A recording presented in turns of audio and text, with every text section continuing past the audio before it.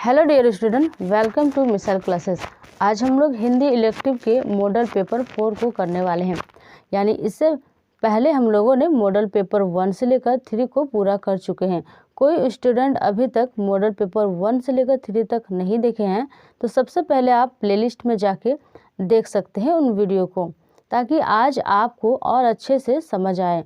Dear student, जैसा कि आपका एग्ज़ाम 26 मार्च से शुरू होने जा रहा है और आपके एग्ज़ाम में मॉडल पेपर से लगभग 80% क्वेश्चन पूछे जाने वाले हैं और इसी प्रकार के प्रश्न आपके आने वाले एग्ज़ाम में भी पूछे जाएंगे। तो आप सभी लोग मॉडल पेपर को बहुत अच्छे से करके जाएं और ईमानदारी के साथ पढ़ के जाएं, ताकि आपके एग्ज़ाम में प्रश्न ना छूटे। तो हम लोग बिना देर किए मॉडल पेपर 4 को शुरू करते हैं। जैसे कि आपके सामने आ चुका है मॉडल पेपर सेट 4। इसमें भी आपसे कुल 40 प्रश्न पूछे जाएंगे और प्रत्येक प्रश्न 1 अंक का होगा।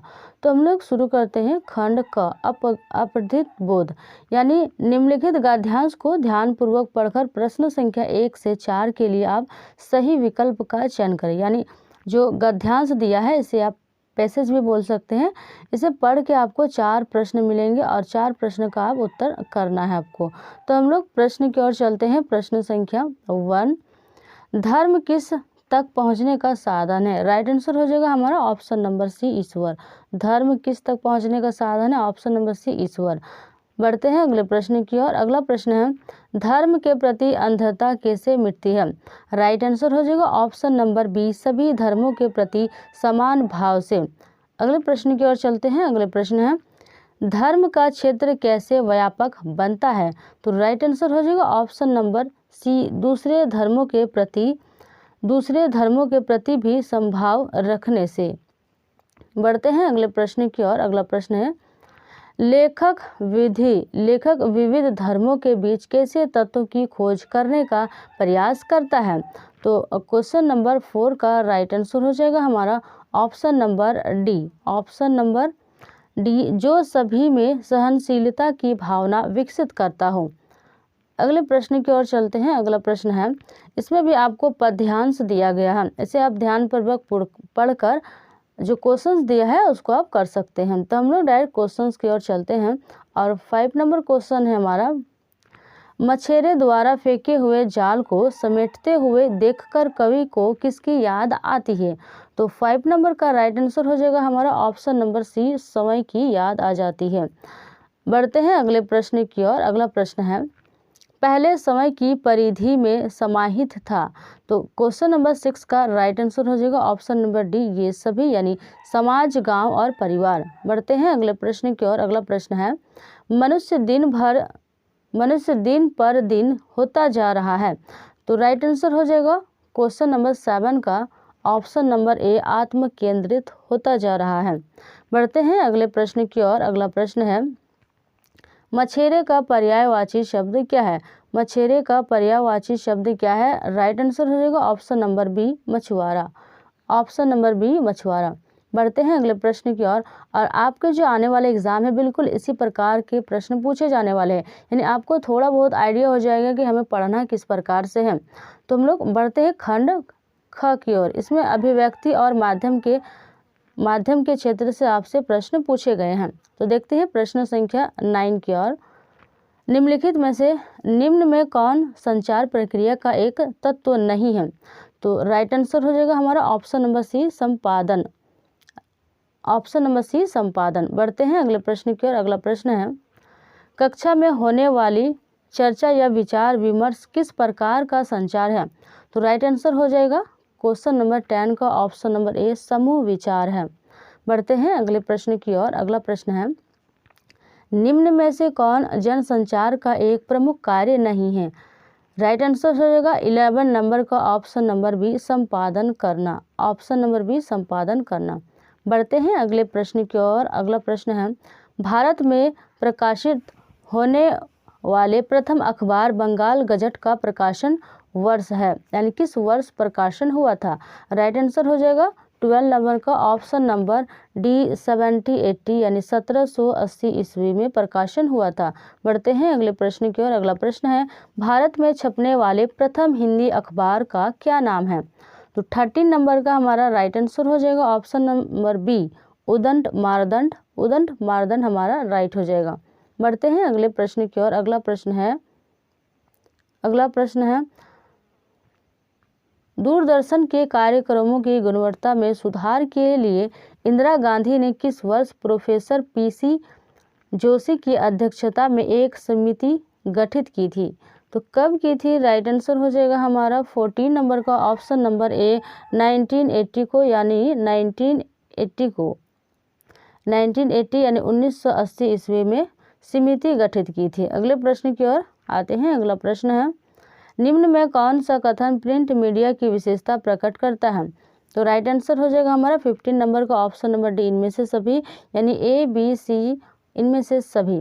बढ़ते हैं अगले प्रश्न की ओर। अगला प्रश्न है बस्ते का बढ़ता बोझ किस प्रकार का फीचर है? तो 16 नंबर का हमारा राइट आंसर हो जाएगा ऑप्शन नंबर डी, जीवन शैली फीचर है। बस्ते का बढ़ता बोझ किस प्रकार का फीचर है? जीवन शैली फीचर है। अगले प्रश्न की ओर आते हैं। अगला प्रश्न है निम्न में कौन सा कार्य संपादन का नहीं है?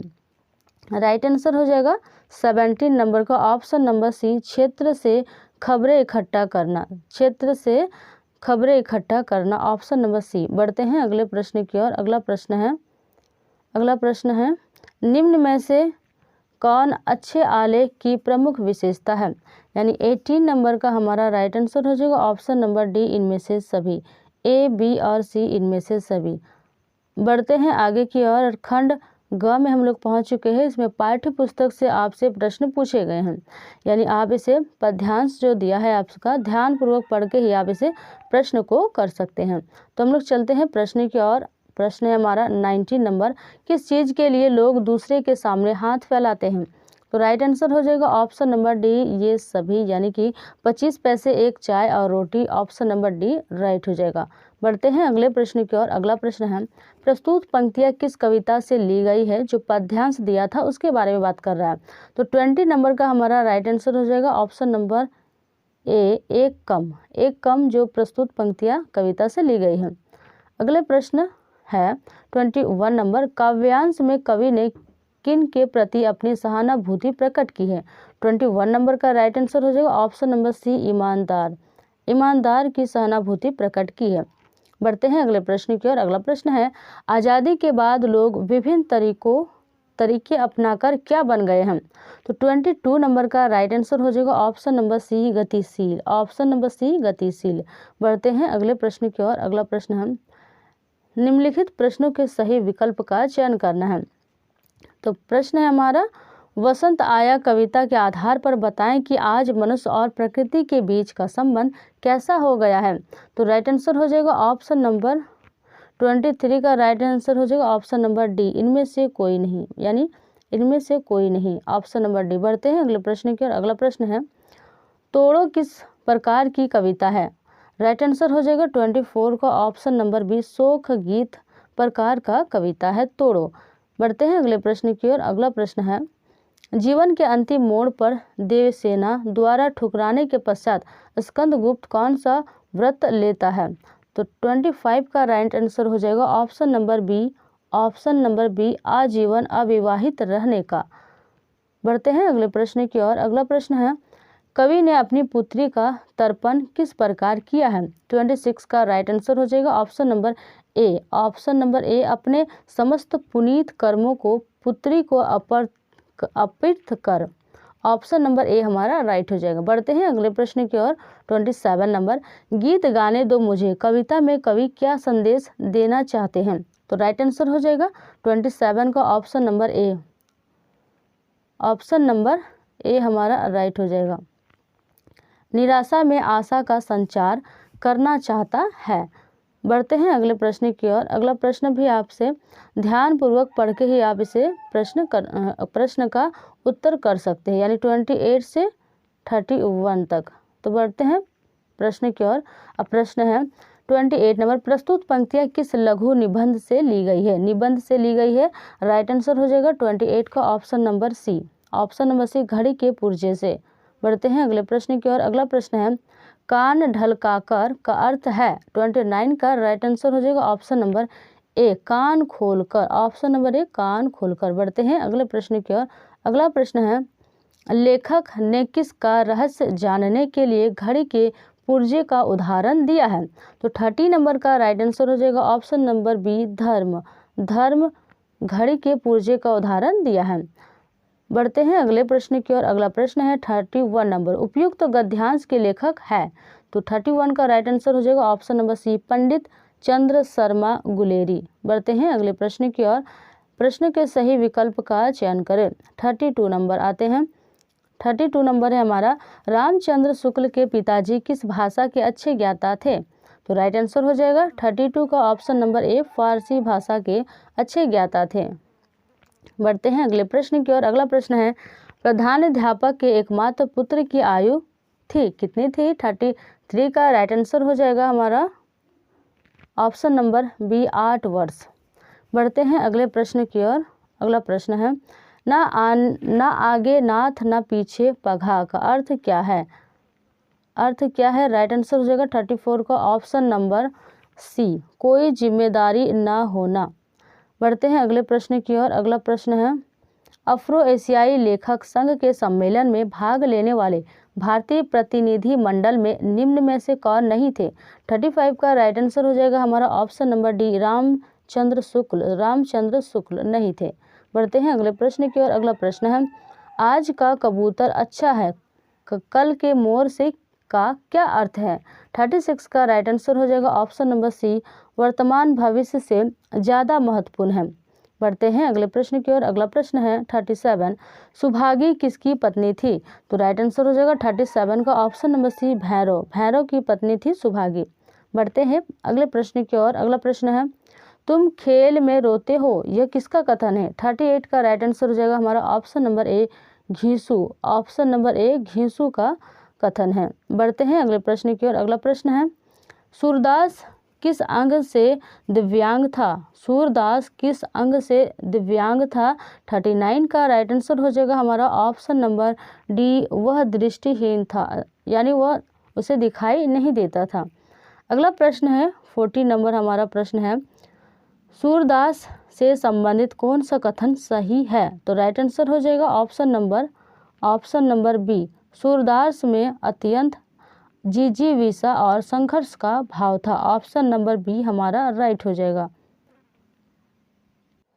हम लोगों ने यहाँ पर टोटल 40 क्वेश्चंस को कर चुके हैं। अगर आप एग्ज़ाम में बेहतरीन स्कोर करना चाहते हैं तो आप लगातार मिसाइल क्लासेस के साथ जुड़े रहें और इस वीडियो को ज़्यादा से ज़्यादा अपने दोस्तों के साथ शेयर करें ताकि उन्हें भी कुछ फ़ायदा पहुँचे एग्ज़ाम के तहत। तो आज के लिए इतना ही रुकते हैं। मिलते हैं हम लोग नेक्स्ट वीडियो में और नेक्स्ट वीडियो में हम लोग मॉडल पेपर 4 को ले